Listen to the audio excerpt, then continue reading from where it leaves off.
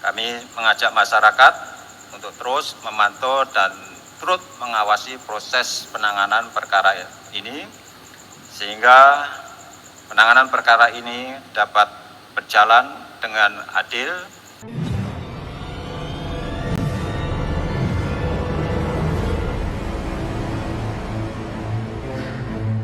Bismillahirrahmanirrahim. Assalamualaikum warahmatullahi wabarakatuh.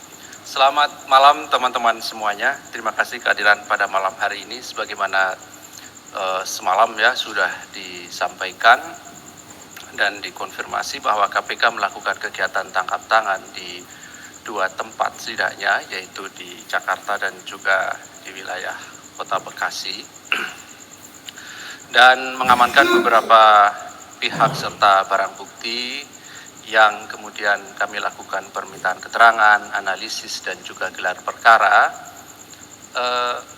Kemudian kami menyimpulkan ada dugaan peristiwa pidana dan pihak-pihak yang bisa dipertanggungjawabkan secara hukum.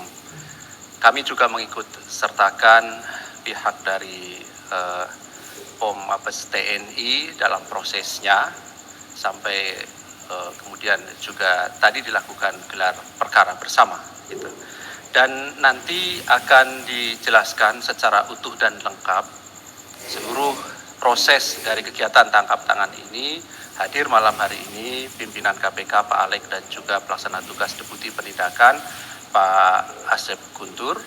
Dan setelah kemudian dibacakan seluruh konstruksi perkara ini, kami juga nanti akan menunjukkan barang bukti dalam kegiatan tangkap tangan dimaksud. Dan setelahnya seperti biasa kami beri kesempatan teman-teman untuk bertanya lebih lanjut terkait dengan perkara ini. Jadi kita fokuskan pertanyaan dari rekan-rekan semuanya terkait kegiatan tangkap tangan yang KPK lakukan sejak kemarin siang. Baik, kami silakan Pak Alek untuk menyampaikan perkembangan dari kegiatan tangkap tangan yang dilakukan oleh tim KPK dimaksud. Ya, terima kasih Mas Arif. Selamat malam teman-teman. Saya akan menyampaikan perkembangan informasi terkait dengan kegiatan tangkap tangan dugaan tindak pidana korupsi berupa suap pengadaan barang dan jasa di Basarnas Badan Nasional Pencarian dan Pertolongan tahun 2021 sampai dengan tahun 2023. Dalam kegiatan tangkap tangan ini, tim KPK telah mengamankan 11 orang pada hari Selasa tanggal 25 Juli tahun 2023 sekitar pukul 2 siang di Jalan Raya Mabes Hankam, wilayah Cilangkap, Jakarta Timur, dan di wilayah Jati Raden Jati Sampurna, Kota Bekasi sebagai berikut. MR, ini Direktur Utama PT IGK, JH, Direktur Keuangan PT IGK, kemudian RK, Manajer Keuangan PT IGK, ER, SPV Treasury PT IGK, DN, Staf Keuangan PT IGK, HW, Sopir MR, EH, Staf Keuangan PT IGK, ABC, ini Korsmin, Kepala Basarnas, kemudian RA, Direktur Utama PT KAU, SA, Bagian Keuangan PT KAU, dan TM, Staf Operasional PT KAU. Adapun kronologis terjadinya kegiatan tangkap tangan adalah sebagai berikut. Diawali dengan diterimanya informasi dari masyarakat mengenai dugaan adanya penyerahan sejumlah uang pada penyelenggara negara atau yang mewakilinya terkait pengkondisian pemenang tender proyek di Basarnas. Pada hari Selasa tanggal 25 Juli tahun 2023, tim KPK mendapat informasi adanya penyerahan sejumlah uang dalam bentuk tunai dari MR kepada ABC sebagai perwakilan HA di salah satu parkiran bank di Mabes TNI Cilangkap. Tim KPK kemudian langsung mengamankan MR, ER, dan HW di Jalan Mabes Hankam, Cilangkap, dan ABC di salah satu restoran soto di Jati Sampurna, Bekasi.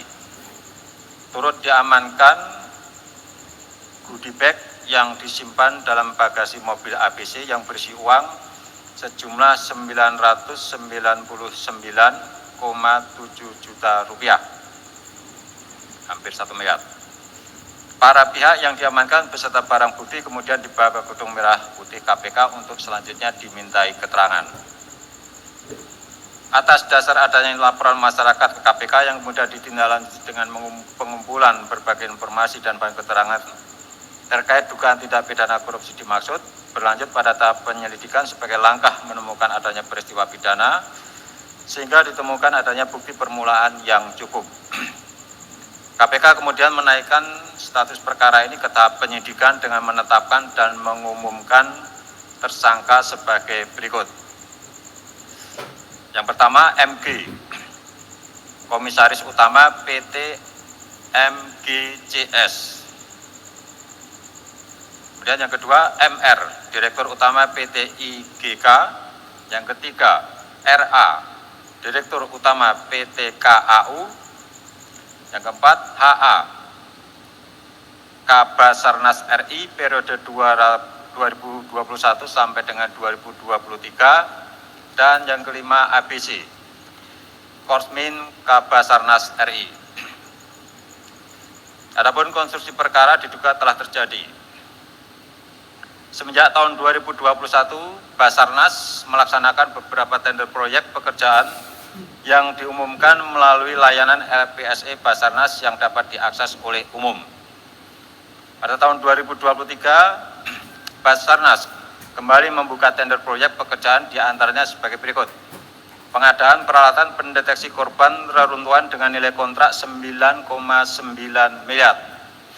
Kemudian pengadaan public safety diving equipment dengan nilai kontrak 17,4 miliar. Dan pengadaan ROV untuk KN SAR Ganesha, ini proyek multi-years 2023 sampai 2024 dengan nilai kontrak 89,9 miliar.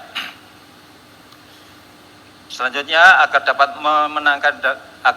dimenangkan dalam 3 proyek tersebut, MG, MR, dan RA melakukan pendekatan secara pribadi dengan menemui langsung HA selaku Kepala Basarnas dan ABC selaku Korsmin Kepala Basarnas merakap asisten sekaligus orang kepercayaan HA.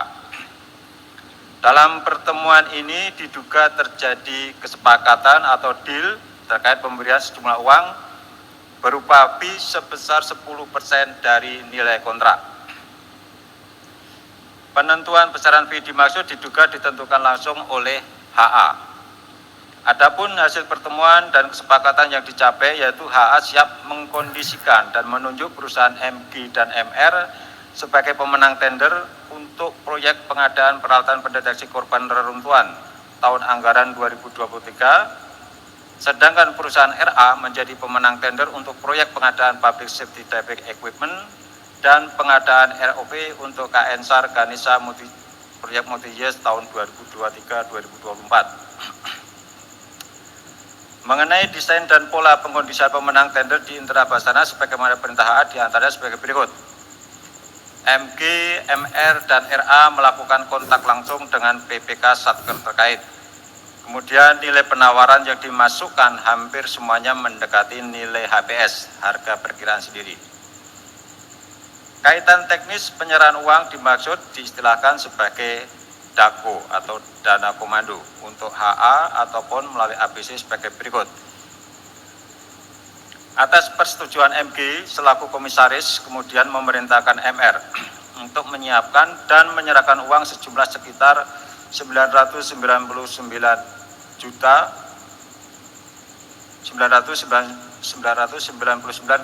juta rupiah atau hampir 1 miliar secara tunai di parkiran salah satu bank yang ada di Mabes TNI Cilangkap. Sedangkan RA menyerahkan uang sejumlah sekitar 4,1 miliar melalui aplikasi pengiriman setoran bank. Atas penyerahan sejumlah uang tersebut, perusahaan MG, MR, dan RA dinyatakan sebagai pemenang tender. Dari informasi dan data yang diperoleh tim KPK, diduga HA bersama dan melalui ABC mendapatkan nilai suap dari beberapa proyek di Basarnas tahun 2021 hingga 2023 sejumlah sekitar 88,3 miliar dari berbagai vendor pemenang proyek, dan hal ini akan didalami lebih lanjut oleh tim gabungan penyidik KPK bersama dengan tim penyidik Puspom Mabes TNI. Atas dasar kebutuhan penyidikan, tim penyidik menahan para tersangka untuk 20 hari pertama terhitung mulai hari ini tanggal 26 Juli 2023 sampai dengan tanggal 14 Agustus 2023 sebagai berikut. MR ditahan di rutan KPK pada Gedung Merah Putih. Kemudian RA ditahan di rutan KPK pada Kapling C1, Gedung ACLC. Sedangkan untuk tersangka MB, kami mengingatkan untuk kooperatif dan segera hadir ke Gedung Merah Putih KPK untuk mengikuti proses hukum dalam perkara ini. Sebagaimana ketentuan pasal 42 Undang-Undang KPK, Komisi Pemberantasan Korupsi berwenang mengkoordinasikan dan mengendalikan penyelidikan, penyidikan, dan penuntutan tindak pidana korupsi yang dilakukan bersama-sama oleh orang yang tunduk pada peradilan militer dan peradilan umum. Junto pasal 89 KUHP, maka terhadap dua orang tersangka yaitu HA dan ABC yang diduga sebagai penerima suap, penegakan hukumnya diserahkan kepada Puspom Mabes TNI untuk proses hukum lebih lanjut yang akan diselesaikan oleh tim gabungan penyidik KPK dan tim penyidik Puspom Mabes TNI sebagaimana kewenangan yang diatur dalam undang-undang. Tersangka MG, MR, dan RA sebagai pihak pemberi disangkakan melanggar pasal 5 ayat 1 huruf A atau huruf B atau pasal 13 Undang-Undang Nomor 31 Tahun 1999 tentang pemberantasan tindak pidana korupsi sebagaimana telah diubah dengan Undang-Undang Nomor 20 Tahun 2001 tentang perubahan atas Undang-Undang Nomor 31 Tahun 1999 tentang pemberantasan tindak pidana korupsi junto pasal 55 ayat 1 ke 1 KUHP. KPK menyampaikan apresiasi kepada Puspom TNI atas dukungan dan sinergi yang telah terjalin dengan baik, dan harapan dapat mengungkap dugaan tindak pidana korupsi dalam proses pengadaan barang dan jasa di Basarnas. KPK juga menyampaikan terima kasih kepada masyarakat yang telah menyampaikan informasi adanya dugaan tindak pidana dalam perkara ini.